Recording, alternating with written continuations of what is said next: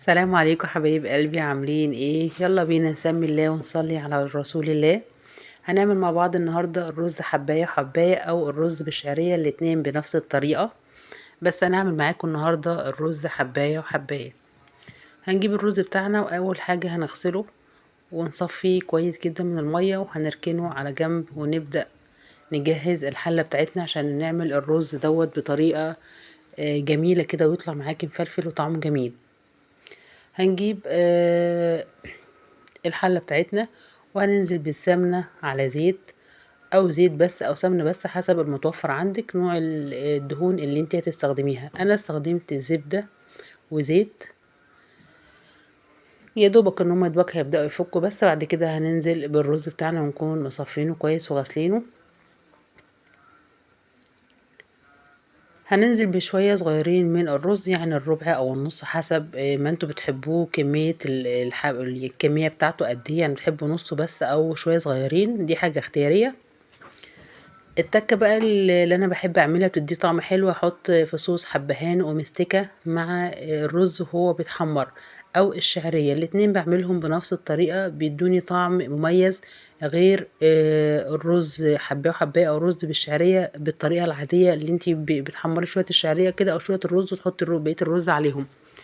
لما بنحط المستكه والحبهان مع الرز او الشعريه هو بيتحمر، بيدي نكهه تاني. يعني حتى لو فكرت تحطي الحبان والمستكه وهو بيستوي بعد ما تحطي الميه، او قبلها ما حطيتهوش يتشوح معاه في السمنه، ما بيديش نفس النتيجه ولا نفس الطعم ده. بنبدا نحمره ياخد اللون الذهبي كده. بعد كده نبدا ننزل بكميه الرز، وننزل بمعلقه صغيره من الفلفل الاسمر، وكمان معلقه صغيره من الكمون والكزبره.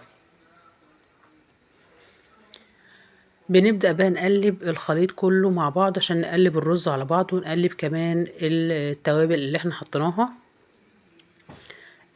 طبعا الرز ده يعني بينفع معاكي مع اللحوم او مع الخضار اللي هو الطبيخ، بيدي طعم حلو، بيبقى ليه طعم مميز غير اللي هو الرز الابيض العادي.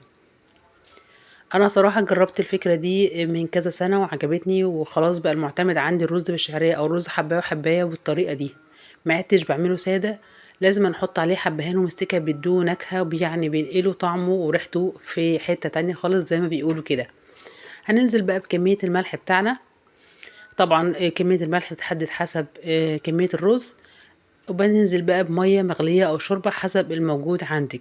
في ناس بتحب تحط مكعب ماجي، بس انا صراحة بستكفي بالحبان والمستكة، يعني بيقوموا باللازم في تغيير طعم الرز وبيدوه نكهة جميلة جدا.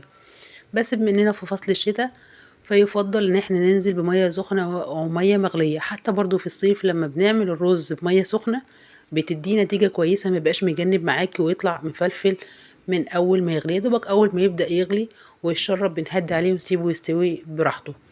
طبعا ناخد بالنا، انا ممكن تزودي اصلا عن كده حبهان ومستكة، بس انا ايه، بحط حسب كمية الرز اللي انا حطيتها، حبتين تلاتة، بيدي برضو بيدي نكهة بتاعتي كويسة. انا عن نفسي ببقى حافظاهم كام حبايه بحيث ان انا اصلحهم، لان في ناس ما بتحبش طعم الحبهان في الاكل. فهو اصلا اول ما بيبدا يغلي طبعا بيبان، بتروحي ايه مطلعه الحب دوت معاكي. كده كده اصلا هو بيبقى اداه النكهه، فالحمد لله يعني ما احتاجتش ان انا ازوده ولا حاجه. اول ما غلي واتشرب كان استوى معايا بالشكل اللي احنا شايفينه ده. بيديني نتيجه كويسه مادام ان انا العبار بتاع الرز كويس والميه بتاعتي سخنه. انا بالنسبه لي بحب ان انا احط الميه السخنه، بتديني نتيجه كويسه في تسويه الرز، ويكون الغطا بتاعه محكوم. طلع بقى بالطريقه دي بنتقدم مع لحوم او فراخ او خضار، بيبقى جميل جدا. اتمنى الفكره تعجبكم، واتمنى ان انا اكون افدتكم، وباذن الله مكملين مع بعض في وصفات بسيطه وسهله. واتمنى دعمكم علشان يوصلكم مني كل جديد. واتمنى ان انتوا تعملوا لايك وكومنت كتير، واللي عنده فكره يقدمها لينا، ونتقابل على خير في وصفه جديده، والسلام عليكم.